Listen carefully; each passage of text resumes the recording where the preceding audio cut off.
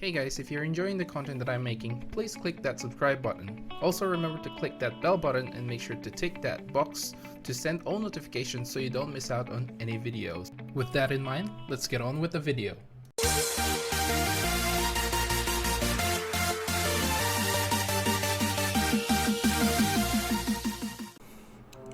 What's up guys, welcome to Munchkins Gaming, where we take your gaming to the next level. This is Munchkins logging in to bring you another Dissidia Final Fantasy Opera Omnia video. Now in this video, it's going to be a little bit different from my usual video guides and of course there's my Should You Pull video. In this video, I want to talk about the possibility of one of these characters that I'm going to be talking about to be the next global exclusive character. Now obviously there are very popular characters right now that are sort of trending amongst player, and a lot of players actually want these characters to finally come in Dissidia Opera Omnia. These two are Red 13 and Riku. I will be talking about what I possibly think what some of their abilities will be, and of course most of this are all my own speculation and of course my wish. Now the other two characters that I want to talk about later on are just my own personal wish that Square Enix actually makes it happen, that these two or one of these two will be the next global exclusive.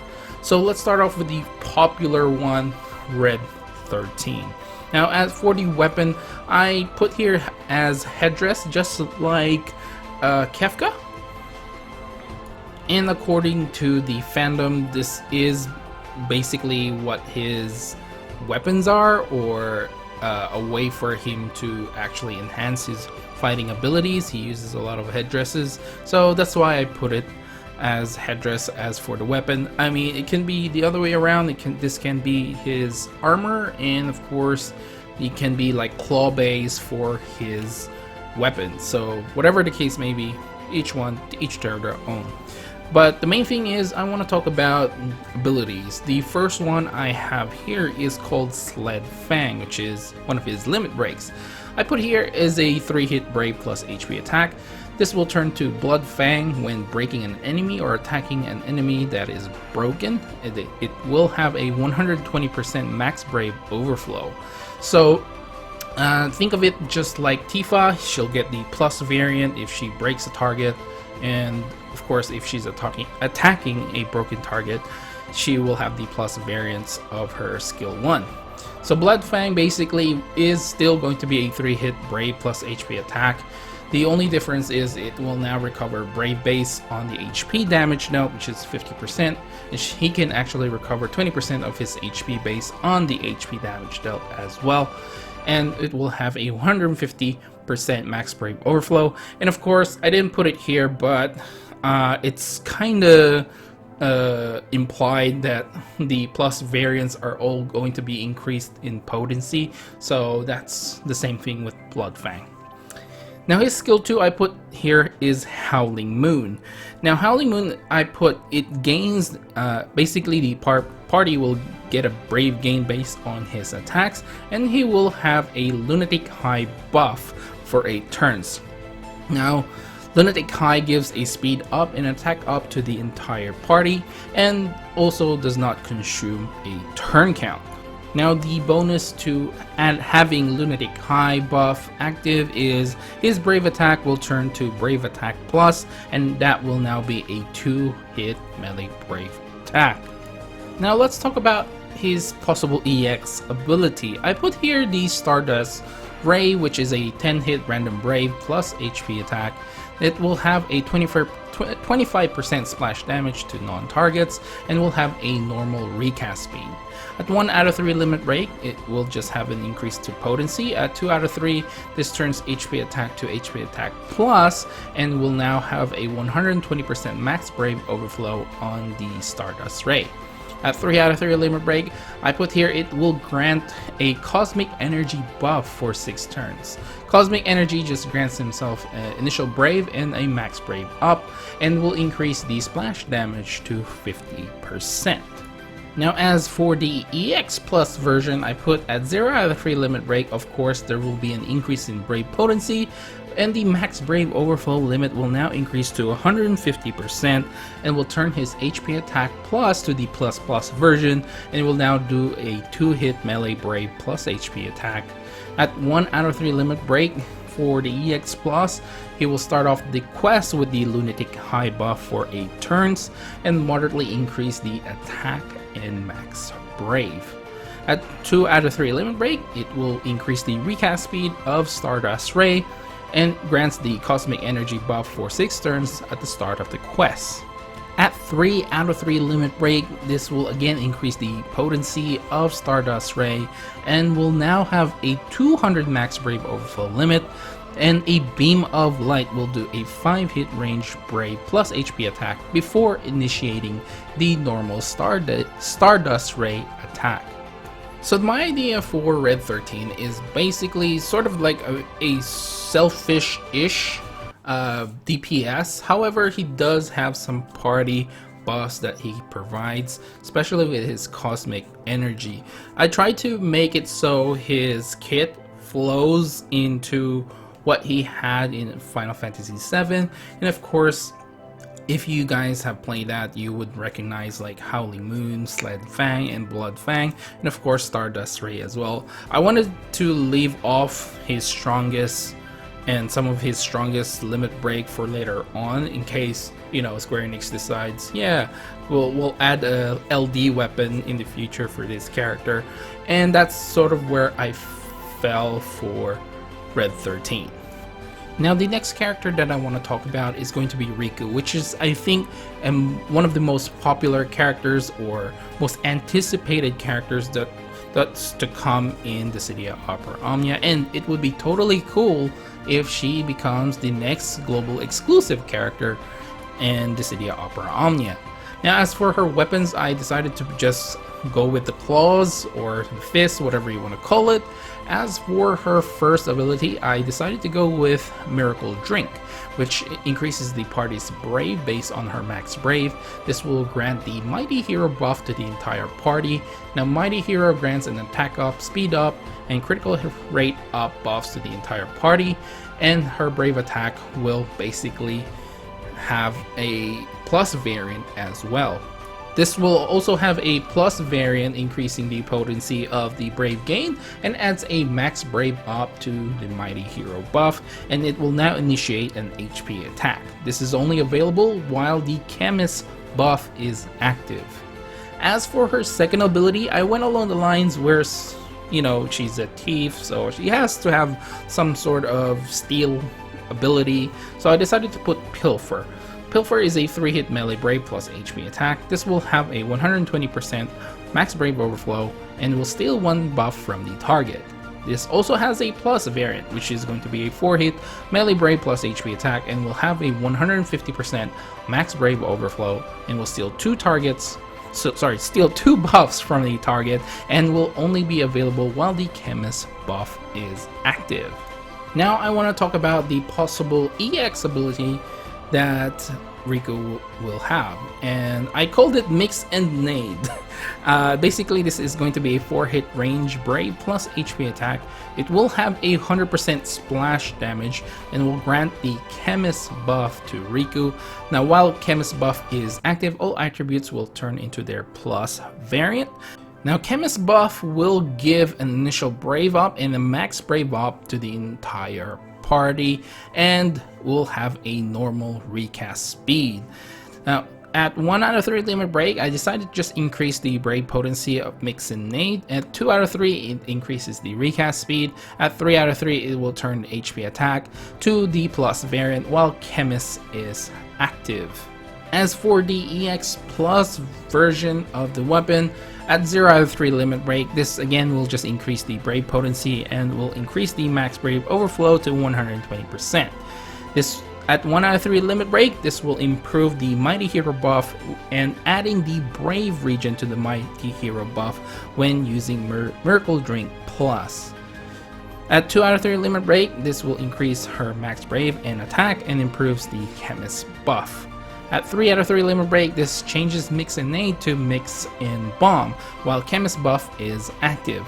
It will now deal a 6-hit range Brave plus HP attack twice, and applies the Poison and Defense down debuff, and again this will have an increase in Brave potency and will have a 150% max Brave overflow limit. So for Riku, I decided to go along the lines of a very highly supportive character with a lot of buffs that it gives to the entire party, and of course it seems a bit overpowered in my opinion. Of course I haven't counted like the crystal passive and all that, but I feel like the next global exclusive character should have a little bit of something in terms of being OP in a certain way.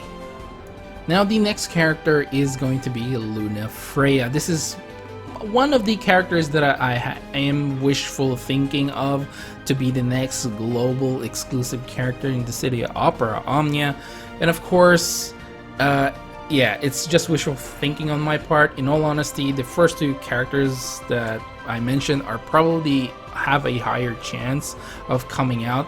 The reason why I went with Lunafreya is recently they just released Arden and the JP version of the game, so I'm going with Final Fantasy 15 theme, so hopefully Lunafreya comes out.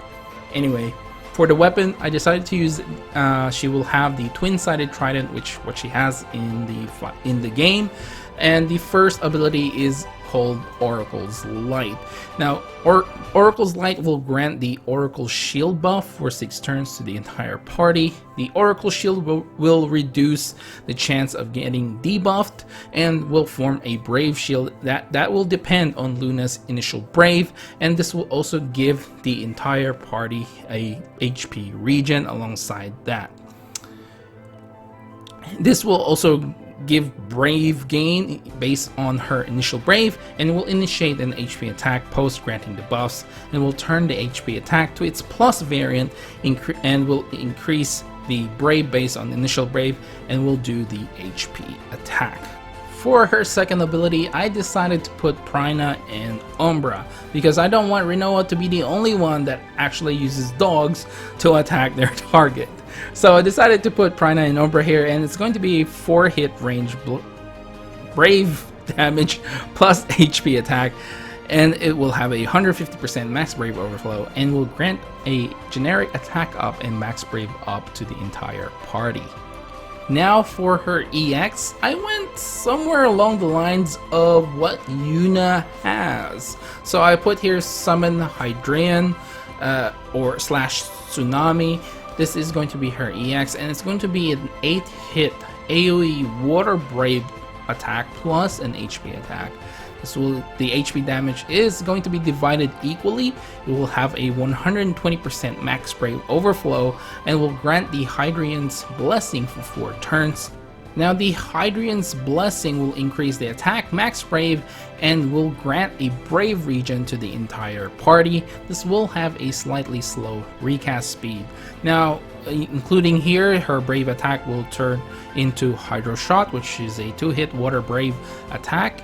HP attack will turn to Hydro Cannon, which is going to be in 1-hit AoE Brave plus HP attack, and will have a Brave gain based on the 50% of damage dealt on Lunafreya. Now, as for limit breaks, at 1 out of 3 limit break, this will just increase the Brave potency. At 2 out of 3, it will increase the recast speed, and at 3 out of 3, it will improve the Hydreian's Blessings buffs, and its duration will be extended as well. Now for the plus variant, at 0 out of 3 limit break, it will increase the Brave potency and will have a 150% max Brave overflow now. And at 1 out of 3 limit break for the EX Plus, she will start off, the entire party will start off with Oracle's Shield at the start of the quest, and will also improve Hydro Shot, which is going to be a 3-hit Water Brave attack plus HP attack. And at 2 out of 3 limit break, she will have an increase to her attack and her max brave, and it will improve the hydro cannon ability. And this is now going to be a 2-hit AoE water brave attack plus HP attack, and the brave gain now is going to be for the entire party. At 3 out of 3 limit break, she will start the quest off with Hydreian Summon already, and will have the Hydreian's Blessing for 6 turns, and will now initiate an 8-hit AoE water brave attack plus HP attack twice. Now again, with Lunafreya, I decided to try to incorporate what she was as a character or in Final Fantasy 15. She was the Oracle, she was kind of very supportive type of character. She obviously has abilities to remove debuffs, or at least try to prevent debuffs. I went with the preventive because I feel like that is much stronger than Esuna, so I decided to go with that. And of course, she has some shields as well, which I kind of followed along the lines of Warrior of Light's shield, and this is basically a much better version of that. Obviously the skill 2 is kind of underwhelming, but I do want to incorporate a little bit with Prina and Umbra with Lunafreya, so that's where I decided to put that in. And of course the EX, kind of like very self-explanatory, kind of the same as what Yuna has, because she is by all means a summoner. Now the next character is going to be very dear to my heart. This is probably my most wished character to come in Dissidia Opera Omnia, and I want her there. So if she becomes the next global exclusive, I'm gonna be jumping for joys, and it is going to be Aranea, as you guys can see. And for her weapon, I just went with MAGITEK Lance, which is something that she has in game in Final Fantasy 15. Now for her abilities, there's really not much to go through and to go on actually. I tried looking at clips of Aranea gameplay, and honestly there's really not much to go on, like I mentioned. So I decided to go with some of the Final Fantasy XIV Dragoon abilities. The first one, I decided to go with Fang and Claw, which is going to be a 4-hit melee brave plus HP attack. This will grant her an attack up and a max brave up, and will have a 150% max brave overflow limit. The next one is called Spine Shatter Dive. This will be a 3-hit melee brave plus HP attack that will inflict a defense down and a sap debuff as well, and this will have again a 150% max brave overflow limit. As for her EX ability, it will be called High Wind, and this is the only ability that I can actually find in terms of what Aranea actually uses. So decided to go with this. It is going to be a 6-hit melee brave plus HP attack, and will grant the Dragoon Blood buff for 6 turns. Now Dragoon Blood will give an attack up, a max brave up, and speed up to Aranea. This will have a normal recast speed. Now while Dragoon Blood is active, her brave attack will turn into jump, which is going to be a 2-hit range brave attack, and her HP attack will turn into high jump, which is going to be a 1-hit range brave attack plus HP attack. And at 1 out of 3 limit break, this will increase the brave potency of High Wind, at 2 out of 3 increasing its recast speed, and at 3 out of 3 increasing the max brave overflow limit of High Wind. This will now also increase the total brave hits of jump to 3 instead of 2. And talking about her EX plus, at 0 out of 3 limit break, it will again have an increase in brave potency, and the max brave overflow limit will go up to 150%. At 1 out of 3 limit break, this will increase her total attack and max brave, and she will start off the quest with Dragoon Blood. At 2 out of 3 limit break, this will improve Dragoon Blood buff, and will also be adding the Brave regen amongst all the other stat buffs that Dragoon Blood already gives. At 3 out of 3 limit break, High Wind will now initiate twice, so it will be a 2 times 6-hit melee brave plus HP attack, and will have an increase in potency, and the max brave overflow will go up to 200%, and will have her next skill free of ability usage. So for Aranea, I decided to go with, again, a much more selfish DPS than Red 13. She doesn't really give anything other than, you know, a lot of DPS. And there are some areas that I feel like can really be improved upon. However, I kind of went like, maybe I should tone it down a little bit, so that's why she doesn't look as OP as some of the other characters, because I wanted it to be a little bit more realistic in a way. So that's it basically, guys. Those are my 4 top characters to come out as the next global character exclusive in Dissidia Opera Omnia. Now, I hope you did enjoy yourself watching this video, and let me know down in the comments below which character you think should be the next global exclusive character for Dissidia Opera Omnia, and let me know if you have any ideas of what type of abilities that they will have, what kind of EX abilities they will have. Let me know down in the comments below. As always, leave a like and click on subscribe if you haven't already. It does help my little channel to grow if you hit that subscribe button if you haven't subscribed already. And of course, leaving a like on the video is going to help with the YouTube algorithm as well. Make sure to follow me on my social media as well. I am on Facebook and on Twitter at Munchkins Gaming. This is Munchkins logging off, and I'll see you guys in the next level.